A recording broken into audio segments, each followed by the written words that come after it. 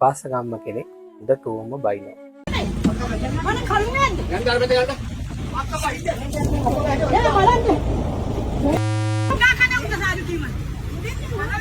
අහස කඩන් වැටෙනවා මම බේරෙන්නේ දුවනවා කියලා කිව්වා.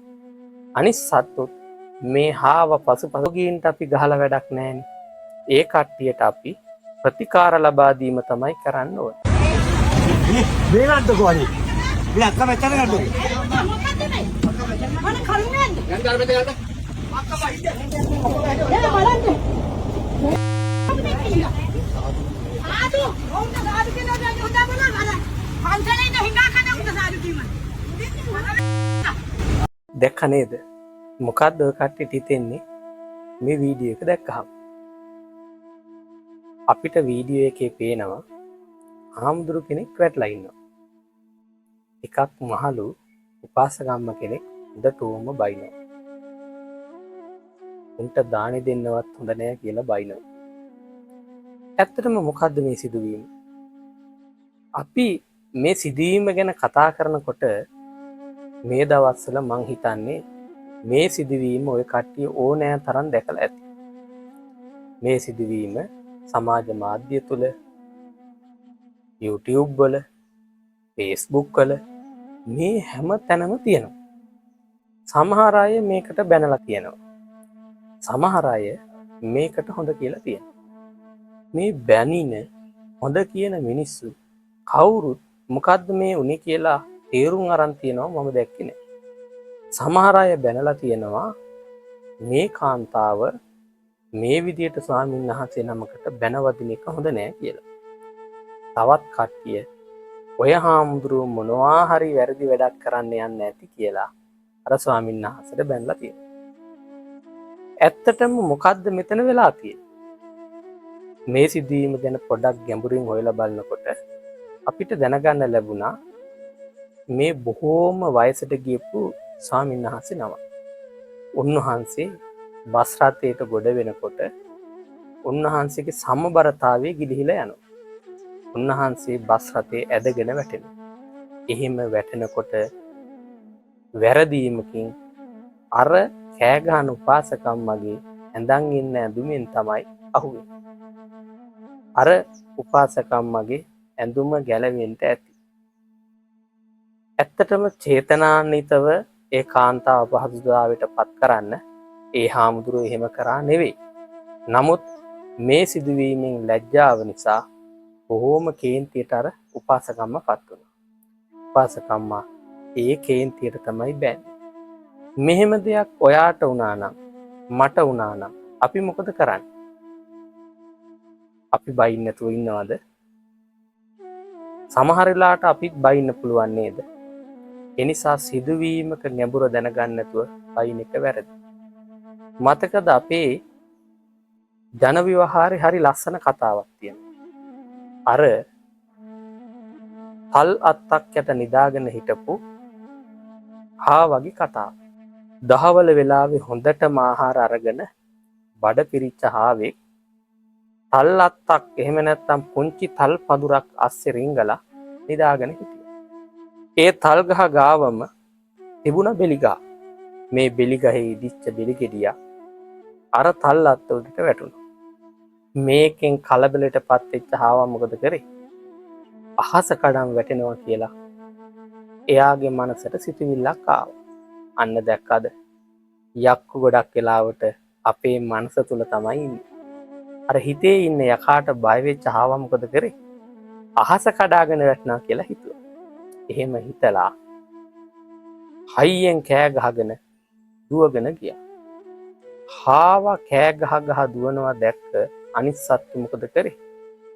හාවගෙන් අහන්න ගත්තා. කොහෙද යාළුවේ මේ දුවන්නේ?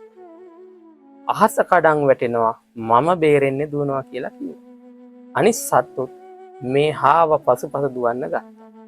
දැක්කද? එක්කෙනෙක්ගේ වැරදි සිතුවිල්ලක් අනිත් සමස්ත සමාජයේම අවිචාරයෙන් ගත්තොත් ඒ වරද්දෙම කොටස්කරුවන් බවට සම්මාදන් වෙනවා.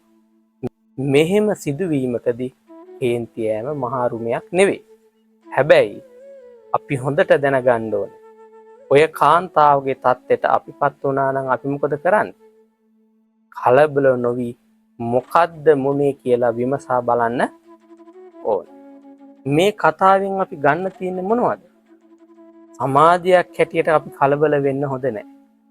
කියන්නා කෙසේ කිව්වත් අසන්නා සිහි බුද්ධියෙන් අහන්න ඕනේ. ඉස්සර මීට අවුරුදු කීපයකට කලින් හරි ප්‍රසිද්ධ කතාවක් තිබ්බ ග්‍රීස් යක්කු ගැන.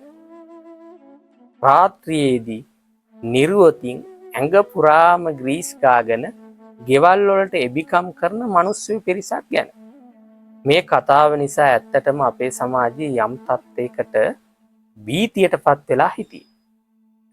ඉතින් මෙහෙම භීතියෙන් සැකෙන් සමාජයේ කාලේ ගත කරනකොට ඔය මාවනැල්ල ප්‍රදේශයේ එක තරුණයෙක් වෙළඳාමේ ගියා. අර ගෙවල් ගානේ ගිහිල්ලා බඩු විකුණන්නේ.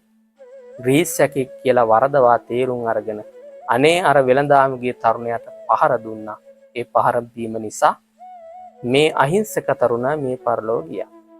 ඇත්තටම ග්‍රීස් යක්කු කියන්නේ මොනවා හරි මානසික රෝගයක් සහිත පිරිසක්.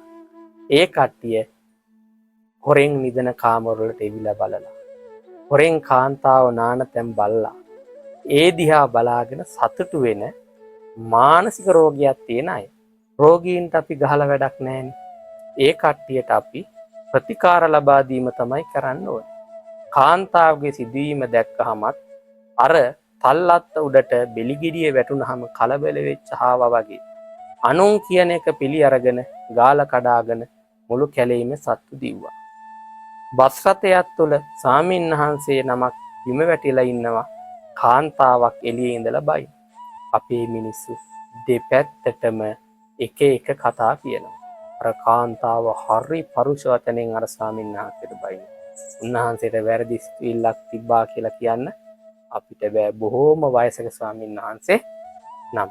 එහෙනම් අපි සමාජයේ කිසිවකින් කලබල වෙන්න හොඳ නෑ. සෑම දෙයක් පිළිබඳවම විචාරපූර්වශීලීව විමසා බලලා කටයුතු කරන්න ඕනේ. අනේකාගේ එළවීම නිසා අපේ මනස අපි දූෂ්‍ය කරගන්න හොඳ නෑ. ධම්මපදයේ තියෙනවා හරි ලස්සන ගාථාවක්. මොකක්ද? නහි වේරේන වේරානි සම්මන්තිත කුදාචන අවේරේනච සම්මන්ති ඒස ධම්මෝ සනන්ත. වෛරයෙන් වෛරය කවදාවත් සංසිඳෙන්නේ නැහැ. අවෛරයෙන් වෛරයම තමයි සංසිඳෙන්නේ. ඒක සනාතන ධර්ම.